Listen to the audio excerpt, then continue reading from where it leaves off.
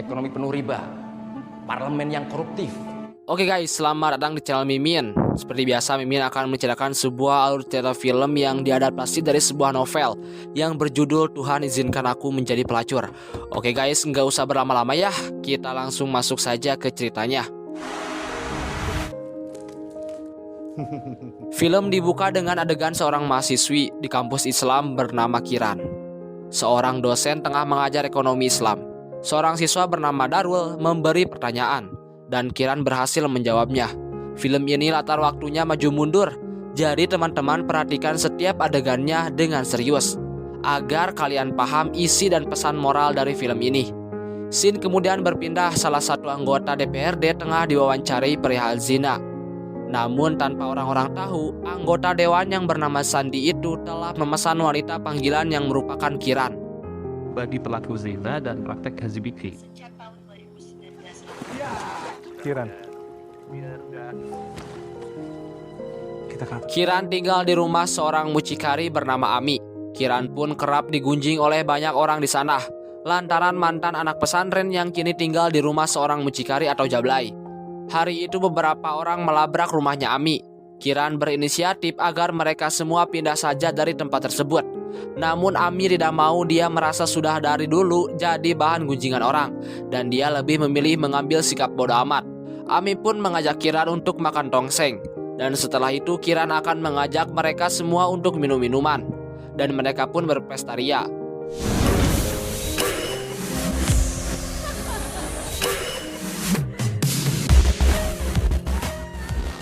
Malam itu, Tomo yang merupakan dosennya Kiran di kampus datang ke hotel. Kiran sudah menunggu di sana. Di kampus dan di rumah, Tomo dikenal sebagai seorang dosen dan ayah yang baik. Namun tanpa sepengetahuan banyak orang, Tomo suka dengan gadis-gadis sejenis Kiran yang bisa diajak senang-senang di hotel. Karena sudah tidak tahan, akhirnya pertempuran di atas kasur pun terjadi.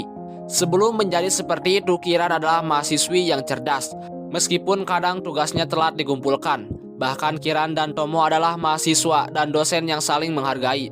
Seperti siang itu, segerombolan pemuda dan segerombolan mahasiswa tengah memperebutkan ruangan kelas. Namun Tomo pun datang dan menengahi dengan tidak mengizinkan kedua kelompok tersebut untuk menggunakan tempat itu. Tempat ini biasa kami pakai buat kajian. Sambil tempat ini. Sepulang dari kampus, Kiran mendapat panggilan video dari ibu bapaknya di kampung. Bapak Kiran tengah sakit-sakitan namun tetap akan mengirim uang untuk anaknya itu. Beliau lebih ikhlas uangnya dipakai Kiran untuk jalan dakwah daripada sekedar membeli obat. Setelah itu Kiran berwudu dan menunaikan sholat, lantas dia mendengar kajian dari sebuah pesantren di dekat kos-kosannya. Sementara itu di kampung bapaknya meminum obat dan itu adalah obat terakhirnya. Mereka sudah tidak punya uang lagi untuk membeli obat karena semua uangnya telah dikirim ke Kiran. Kiran tengah menghitung sisa uang miliknya. Dia meminta tenggang waktu kepada Ami agar bayar kosnya nanti bulan depan saja. Karena Setelah itu Kiran dipanggil ke pesantren, di mana pengurus pesantren baru tahu kalau Kiran tinggal di tempat Ami si mucikari.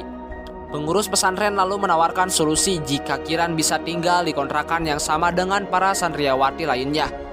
Selain itu ada solusi lain juga yang lebih wow, yaitu Kiran akan diajak ta'aruf oleh pemimpin pondok yang bernama Ustadz Abu Darda.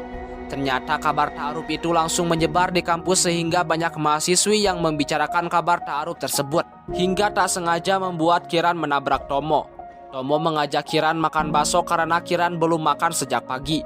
Tanpa sepengetahuan siapapun, Abu Darda menelpon Kiran untuk menanyakan keputusannya.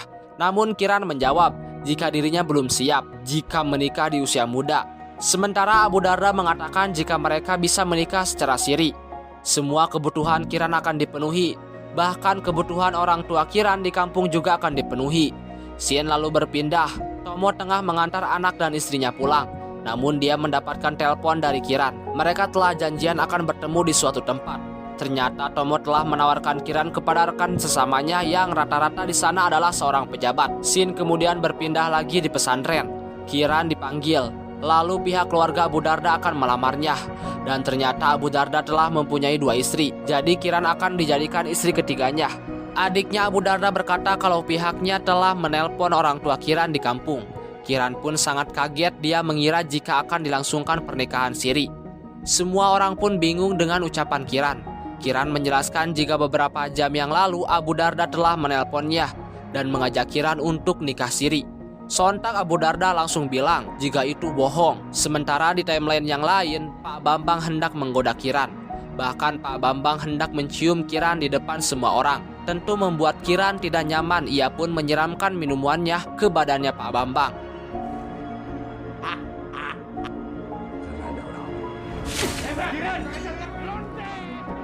Di pesantren, Kiran yang akan memperlihatkan bukti jika Abu Darda menelponnya pun tidak bisa karena handphonenya dilempar. Lalu Kiran keluar dan Abu Darda berkata kalau Kiran telah memfitnah.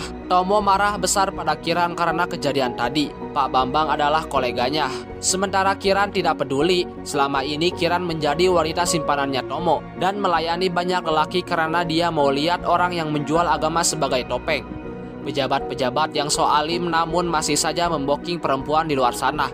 Amarah Tomo memuncak, dia berkata jika Kiran adalah wanita panggilan yang munafik.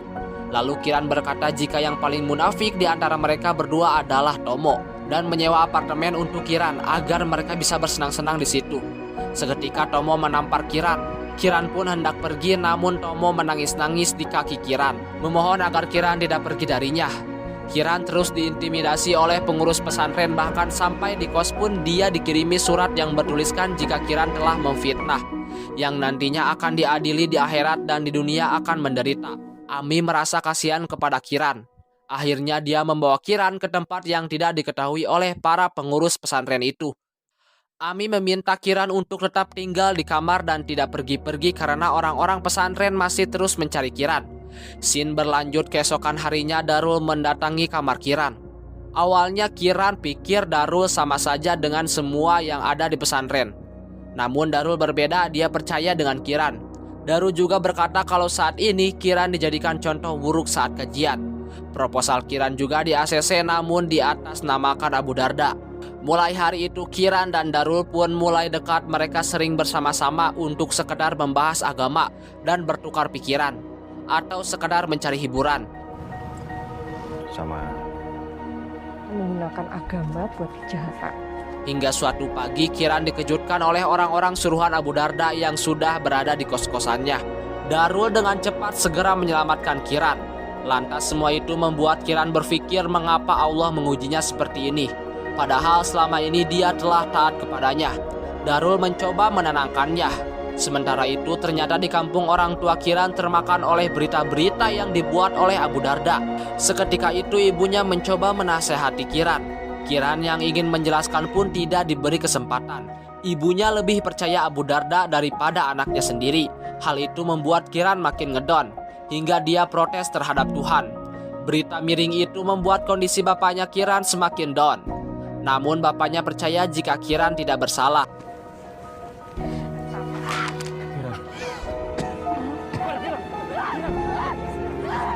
Mereka berdua lantas pergi ke sebuah tempat penginapan. Karena uang terbatas, Darul memesan satu kamar. Karena bukan suami istri, mereka pun merasa kikuk. Namun benar kata Pak Ustadz, jika laki-laki dan perempuan bukan mahram, lantas bersama-sama, maka setan akan menggoda. Dan hal inilah yang terjadi pada Kiran dan Darul. Beberapa hari kemudian, Darul menghindar dari Kiran. Ternyata dia akan mencalonkan dirinya menjadi ketua fakultas. Dengan alasan takut melakukan dosa, Darul mulai mengkhianati Kiran. Dia akan kembali ke pesantren Abu Darda dan meninggalkan Kiran.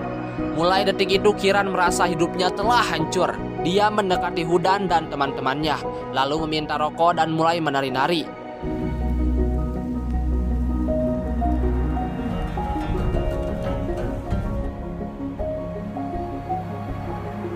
Sejak saat itulah Tomo melihat Kiran dengan karakternya yang berbeda. Hal itu akhirnya dimanfaatkan Tomo hingga menjadikan Kiran sebagai simpanannya. Mulai hari itulah Kiran mulai bergabung dengan Ami.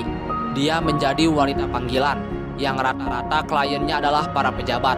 Kembali ke scene di mana Kiran mulai mendekati grupnya Hudan. Dia merasa sedang patah hati dengan Tuhan. Lantas berkata jika kuasa manusia juga bisa melebihi kuasa Tuhan. Lalu Kiran mengajak Hudan untuk pergi ke gunung untuk membuktikan ucapannya. Scene lalu berpindah, Kiran mendapatkan klien seorang pejabat calon wali kota bernama Alim Suganda. Kiran sengaja meletakkan sebuah kamera yang berbentuk korek api untuk merekamnya bersama dengan Alim. Lalu kita beranjak ke adegan di mana Kiran dan Hudan sampai di gunung. Di atas sana Kiran menantang Tuhan, dia sangat kecewa lantas berkata jika dia akan membasuh tubuhnya dengan dosa dari orang-orang munafik. Itulah perjalanan yang Kiran alami hingga membuatnya memilih menjadi wanita panggilan, melayani para pria, terlebih para pejabat yang katanya baik, namun ternyata mereka tidak sebaik itu. Setelah selesai dengan Alim Suganda, Kiran terburu-buru untuk pulang. Dirinya kini babak belur lantaran perlakuan Alim Suganda yang tidak wajar. Sampai di apartemen, Kiran segera memindahkan video yang berhasil dia rekam ke laptopnya. Namun tiba-tiba Tomo datang. Setelah unduhan videonya selesai, Tomo mendapatkan telepon dari Alim Suganda karena tadi dia mengambil kamera berbentuk korek api itu. Akhirnya Alim tahu jika aksinya tadi diranjang telah direkam. Ketika Kiran mencoba untuk kabur dan Tomo pun mengejarnya, namun Tomo keburu ditangkap oleh orang suruhan Alim. Sementara Kiran berhasil kabur. Kiran pulang ke rumah Ami. Ami mengobati luka di badannya Kiran. Lalu dia berkata kalau sekarang dia muak dengan orang-orang munafik yang terus-terus dipuja karena semua orang tidak tahu aslinya orang tersebut. Kiran akan pergi dari tempat itu, namun Ami malah mau ikut karena dia tidak mau kehilangan Kiran. Mereka berdua pun bersiap untuk pergi, namun tiba-tiba seseorang menculik Kiran. Kiran disekap dan dibawa ke sebuah gedung yang terbengkalai. Lantas preman-preman itu menyiksa Kiran. Kiran dipukul, disetrum dan disiksa habis-habisan.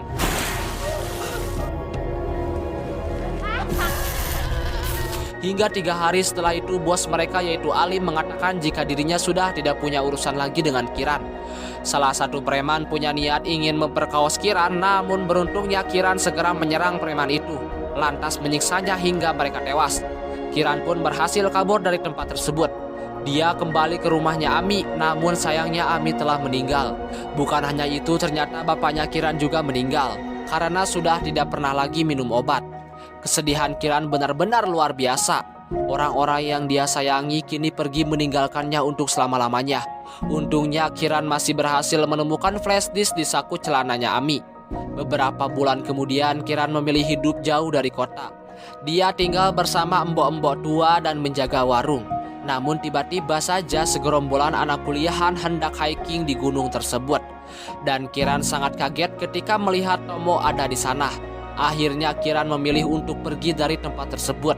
Lantas dia malah masuk ke hutan dan masuk ke gunung. Hingga sampai di puncak, Kiran pun bertemu dengan Tomo. Terjadilah adu mekanik di antara keduanya.